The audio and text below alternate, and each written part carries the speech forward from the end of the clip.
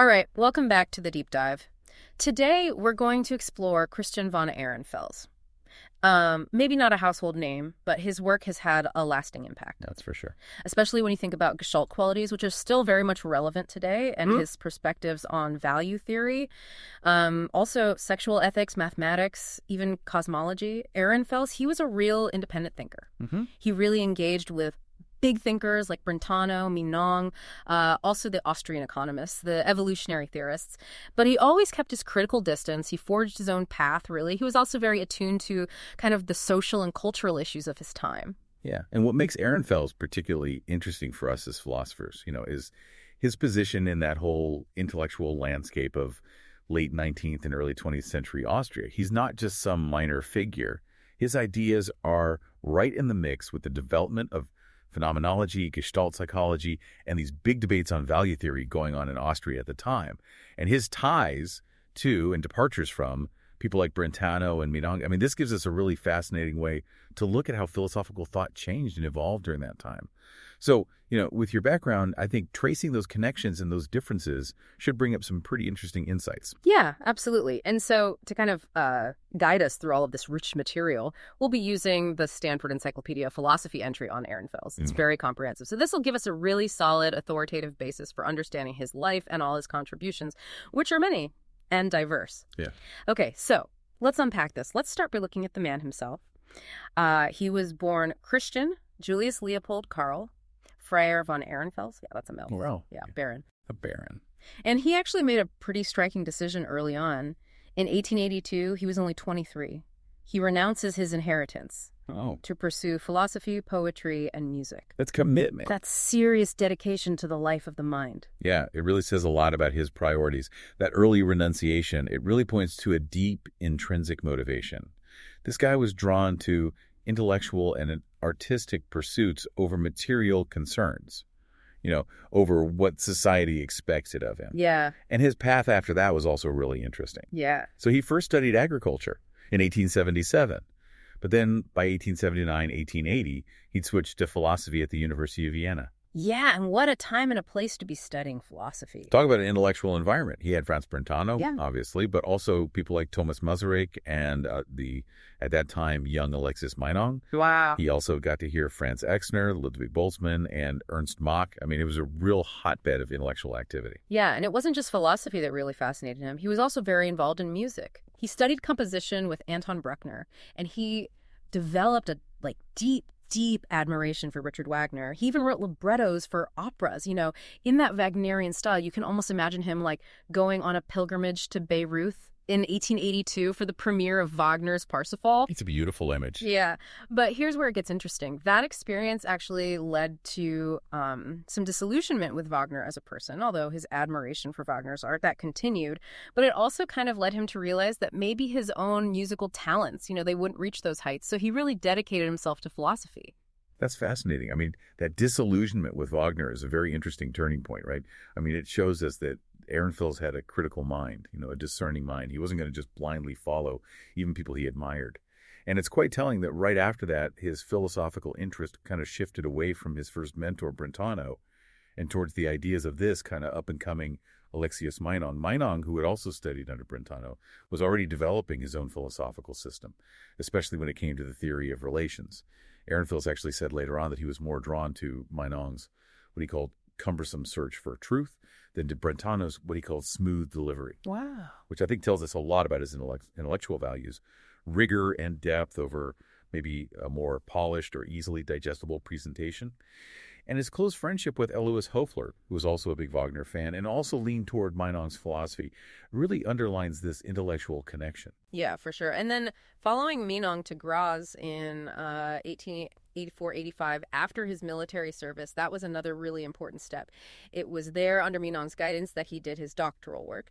He focused on relations of magnitude and numbers, a psychological study. And even in these early writings, you can start to see the seeds of some of the key themes he's going to explore later. However, he went back to Vienna to complete his habilitation in 1887. It was called On Feeling and Willing.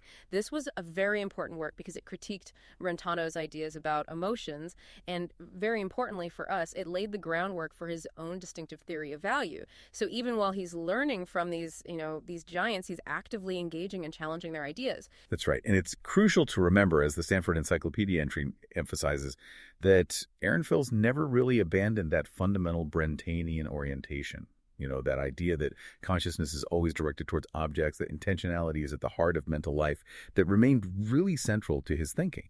And he shared this basic psychological framework with a lot of the big names from Brentano's circle. So we're talking about Stumpf, Marty, Husserl, Twardowski, Masaryk, these guys. And while he didn't follow Brentano's specific theological ideas, he did share a concern with what we might call the spiritual side of human experience. Yeah. And that was something less prominent in Meinung's work. So he's very much working within that broader Brentanian intellectual lineage, but carving out his own unique space. Yeah, definitely. And his academic career, it progresses. He gets a lectureship in Vienna in 1891. He travels quite a bit. And then in 1894, he marries Emma von Hartmann. Ah, yes. Quite a name in philosophy. Yes. And in 1896, he lands a professorship at the University of Prague. So he's there in Prague until his retirement, which means that he's a colleague of Anton Marty. Now, Marty, he was a really strict Orthodox follower of Brentano, and this proximity led to some clashes, particularly regarding Ehrenfels' non-cognitivist views on value theory and his support for hiring Höfler, remember that Wagner fan? Right. It seems that Marty even accused him of naive egoism, so, a bit of tension there. But despite these intellectual disagreements, he kept good working relationships with both Meinong and Brentano. Interesting. So that suggests he was, maybe a bit of a diplomat, or at least he recognized their shared intellectual history, even though they had their differences. I see. He was also a mentor to some pretty remarkable people in Prague. Okay. Franz Kafka, Felix Belch, and Max Brod. Wow. So quite a group. Yeah, that time in Prague was clearly very fruitful. I mean, the tensions with Marty, they highlight those internal debates, those different interpretations that existed, even within a pretty unified philosophical movement like Brentano School, right? Sure. And the fact that Ehrenfels could stay on good terms with his intellectual mentors, despite disagreeing with them sometimes, I think, shows intellectual maturity. And being a mentor to people like Kafka, Welch, Brod, that's really interesting. It hints at a much wider cultural impact beyond academia. Absolutely. And as we move into the 20th century, Ehrenfels becomes more and more concerned with what he sees as this decline in European culture. And this growing pessimism, it's really clear in his book Cosmogony, Right. which Max Brod called a document of the, quote, generation nevertheless. So a generation that's aware of these crises, but choosing not to give in to despair. It's kind of in this context of cultural anxiety that he develops his controversial ideas about sexual ethics. He basically argued for polygamy for what he called superior men as a way to improve the population's overall quality. But at the same time, he was against racial purity doctrines. And he favored mixed marriages. He even acknowledged the contributions of Jewish people to culture, although he did also express concerns about the so-called yellow peril. It's a complex set of ideas, and frankly, by today's standards, very problematic. Yeah, definitely. Ehrenfels' ideas on sexual ethics are very much of their time. They reflect some of that problematic social Darwinist thinking, even eugenicist thinking.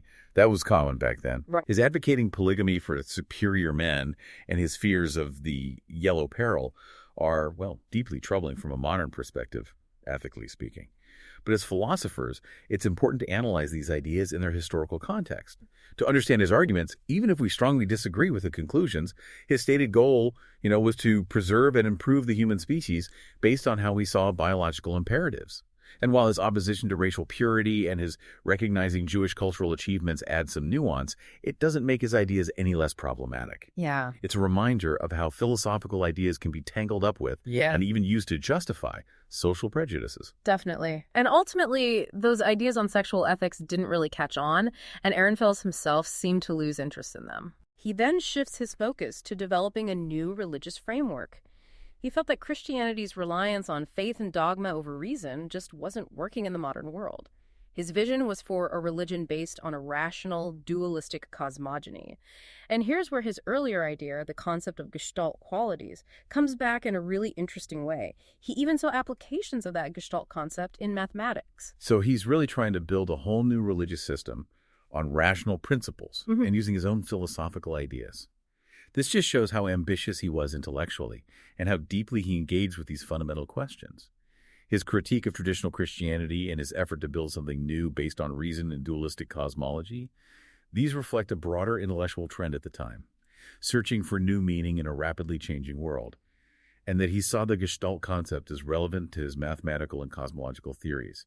I mean, that highlights how central and unifying that idea was for his whole philosophical system. Yeah, absolutely. Ehrenfels died in 1932, just before Hitler's rise to power. And as we know, Hitler's ideology was in total opposition to Ehrenfels' vision for Western civilization, specifically when it came to race. Yeah. So he was spared from witnessing those horrific consequences.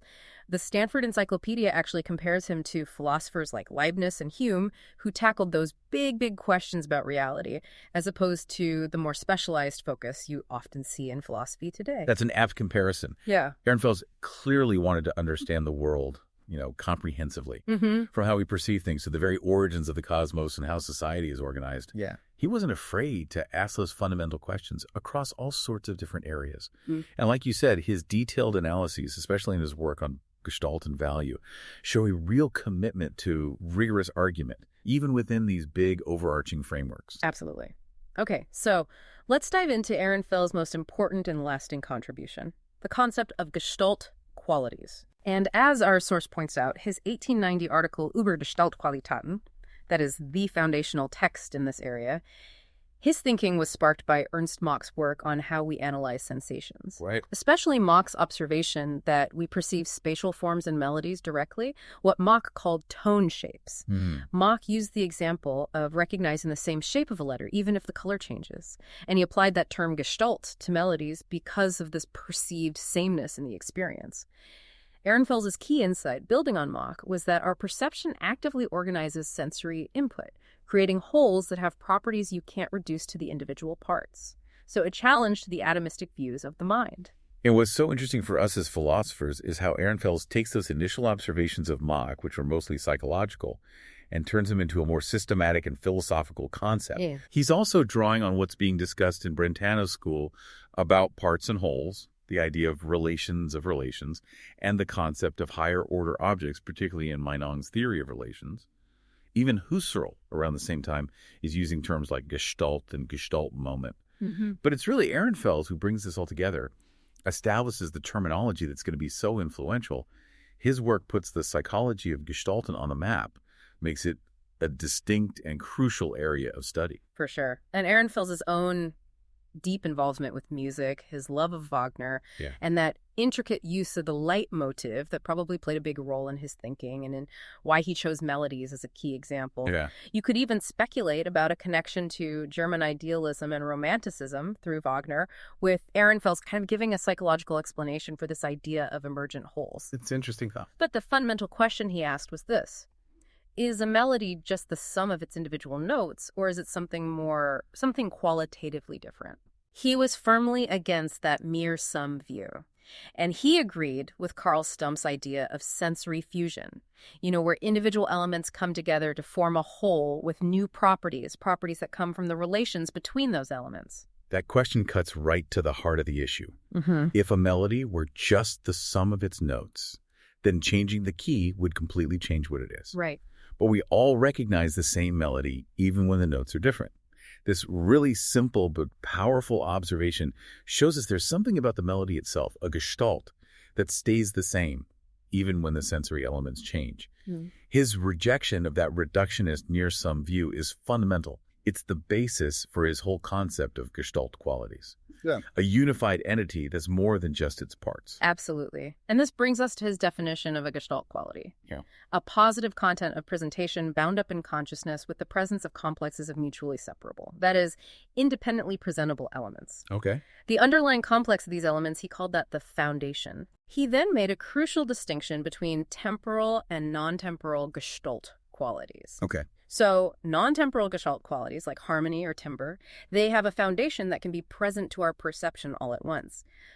But temporal Gestalt qualities like a melody or a sentence, these unfold over time. Right. So you need memory and anticipation to grasp the whole thing. Mm-hmm. He also pointed out that a really strong Gestalt quality, like the sound of a chord, can sometimes take over our attention so much that it's hard to even pick out the individual notes. Yeah, that makes sense. That temporal versus non-temporal distinction is key for understanding how broad his concept is. It shows that Gestalt qualities aren't just about static things we perceive, but also about dynamic processes over time. And what he says about the Gestalt quality taking over our attention, that highlights how real the Gestalt is as a unified experience, something we can perceive as a whole, sometimes even more vividly than the individual parts. And he was open to the idea of sensory fusion, and therefore Gestalten, across different senses: touch, temperature, taste, smell. This really broadens the scope of his theory. Absolutely. And he went on to argue that temporal Gestalt qualities, they come about from any change in a complex of presentations, as long as that complex has a unified character, and we usually have a name for it, like blushing or thundering. Interesting. He even thought that just a sensation lasting, like a sustained note, that could create a Gestalt quality. He also drew a parallel with Husserl's analysis of collective nouns. And he complained about how we don't have enough precise terms to describe all the Gestalt qualities we actually experience. Yeah, it's true. Language can be limited sometimes. Very importantly, he stated that relations themselves are Gestalt qualities. They arise from presentational complexes of separable elements, like the similarity between red and orange. Though he did admit there's a subtle difference between the two. So how does he explain that? Well, Ehrenfels exploring the connection between language and Gestalt qualities shows how much he wanted to ground his theory in everyday experience, in how we actually talk about the world, and him including relations as a type of Gestalt quality. That's huge for philosophy because it directly connects his work to all those debates about the nature of relations, Right. how we perceive and understand connections between things. The example of a round square as a Gestalt quality is fascinating, even if it seems counterintuitive. It does seem a bit strange, yeah. How can something be both round and square? Exactly. It suggests that even when the underlying foundation contradicts itself, our consciousness can still present it as unified. Okay, so it's about how we experience things, not necessarily about the logical possibility of those things existing. That's it. And he even suggested that moving from a non-intuitive to an intuitive presentation, like when you gradually understand a complex architectural description, that process itself generates a temporal Gestalt quality. Makes sense. And since relations are Gestalten, Gestalten can be compared and related to each other, leading to what he called higher-order Gestalt qualities. For example, recognizing a particular composer's style across their different works. Interesting. So it's like layers of Gestalten building upon each other. Exactly. And he didn't stop there. He took this even further into the realm of inner perception. Oh, wow. The Gestalt qualities and how our desires grow and fade, or the, quote, intimate unity of physical actions and intentions in acts like kindness or theft. That's a really powerful idea. So he's saying that these Gestalt qualities aren't just out there in the world, they also shape our internal experiences. Yeah, exactly. And this idea of higher order Gestalt qualities, it shows how hierarchical his theory is. How Gestalten can build on other Gestalten, creating more and more complex structures, both perceptually and cognitively. So it's not just about simple shapes and melodies. It's also about how those simpler Gestalten can combine to form even more complex ones. Precisely. And he even claimed that much of our everyday language and even scientific language actually refers to Gestalt qualities, verbs, nouns, adjectives, anything that describes something made up of more than one element. Bold claim. Right. This really emphasizes how pervasive he thought these Gestalt qualities are in our understanding of the world. Now, he did have this big debate with Ernst Mach about whether Gestalt qualities just arise passively from sensory input or if there's an active intellectual component to their formation. That's a key question. Yeah. And while Ehrenfels agreed that we don't consciously create Gestalt qualities like out of thin air, he did argue that you often need some mental effort, some processing to complete the presentation. Like when you see a flat drawing, but your mind perceives it as three-dimensional. Right. He also pointed out that you can have multiple Gestalten from the same sensory input just by shifting your attention, and even small changes in the input can change the Gestalt quality that emerges. This debate with Mach really gets to the heart of Ehrenfels' view on the role of the perceiver. Absolutely. He's saying that our consciousness is active in perception.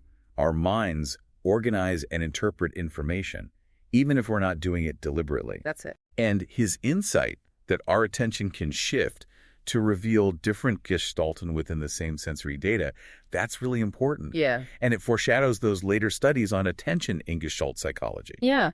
And perhaps most ambitiously, Ehrenfels thought that Gestalt theory could even bridge the gap between our different senses and even the basic categories of what we can experience, and maybe even lead to a unified mathematical way of understanding the world. Wow. That's a huge overarching ambition, isn't it? It really is. It shows that for him, Gestalt wasn't just some psychological quirk. It was a fundamental principle. Right. And one that could lead to a much more coherent and unified understanding of, well, everything. It speaks to his desire for a comprehensive philosophical system, one that could encompass our subjective experience and the objective structure of reality. It's a really grand vision. Definitely. Okay, so let's shift gears a bit and look at his theory of values. Yeah. So after Gestalt, Ehrenfels turns his attention to value theory with his articles Wet Theory and Ethik in 1893 and 94, and then his big 2-volume work System voor Wet Theory in 1897 and 98. His central point: value is not some objective property that things just have. It's something we ascribe to things based on our desires. Okay, so he's going for a more subjective approach. Very much so. He actually said that we value things because we desire them, not the other way around.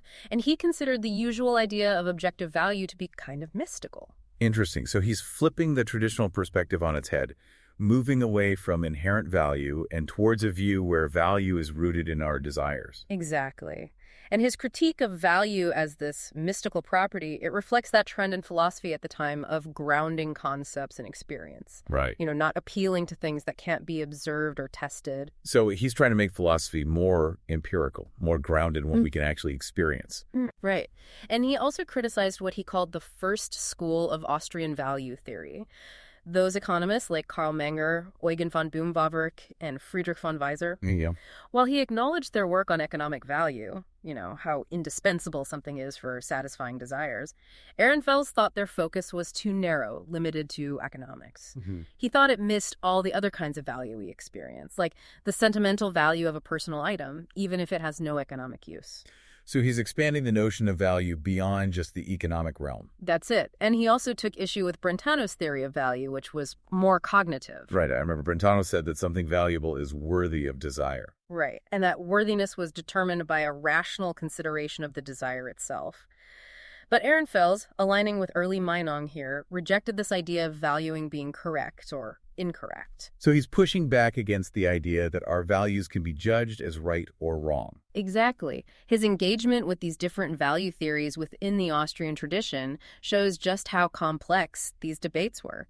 And his argument that the economic focus was too narrow and his rejection of Brentano's cognitivism, those show independent critical thinking. Right. He's really trying to carve out his own position within this ongoing discussion. Yeah. And emphasizing desire as the basis for value.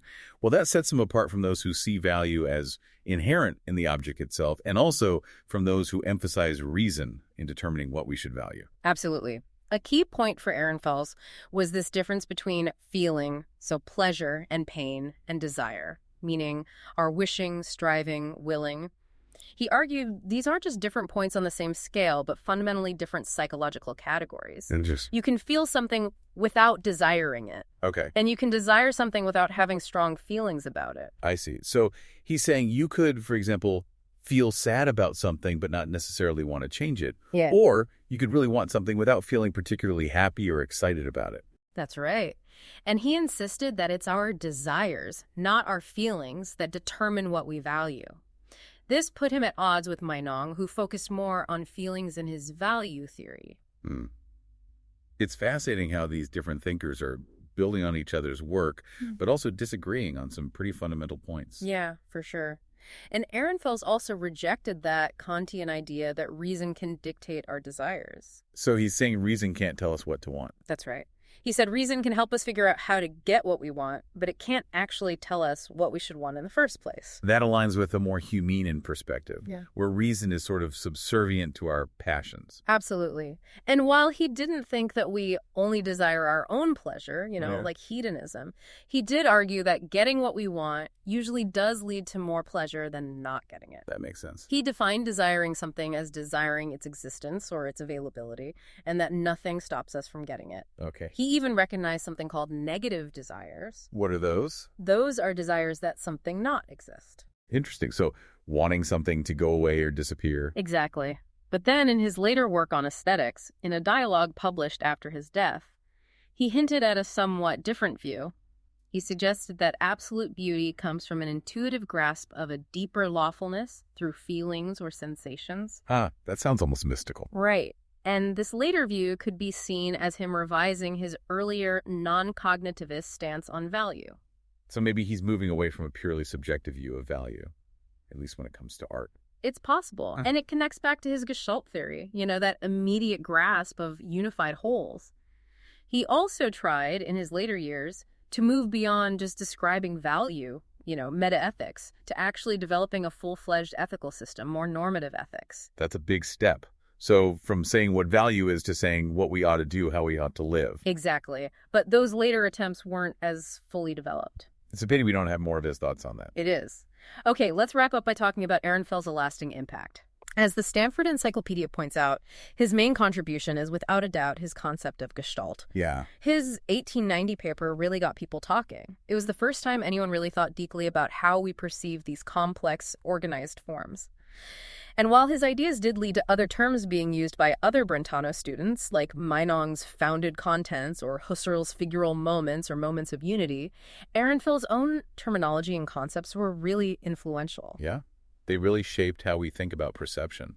He didn't start his own formal school like some of his contemporaries, but he was Max Wertheimer's first teacher in Prague. Oh, wow. Which directly links him to the development of Gestalt psychology later on. Right. That's a significant connection. And the Graz and Berlin schools of Gestalt psychology, they really built upon his ideas, though they did disagree a bit about where Gestalt qualities come from. And the impact of Gestalt thinking goes way beyond psychology.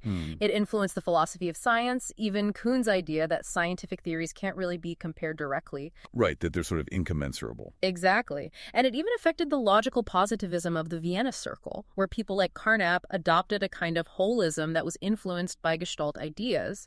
So even if some of his later work wasn't as successful, his early stuff on Gestalt and value theory, those really made a lasting mark.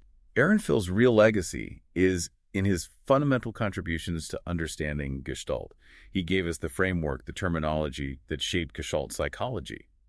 And his ideas had a big impact on philosophy, too, in different areas. Right. And while his attempts at social reform and creating a new religion didn't really work out, his early work on perception and value is still relevant for philosophy today. Absolutely. His intellectual journey shows us how connected different areas of philosophy are, and how seemingly unrelated ideas can change how we understand the world. So, to sum up, Christian von Ehrenfels was a fascinating, complex thinker.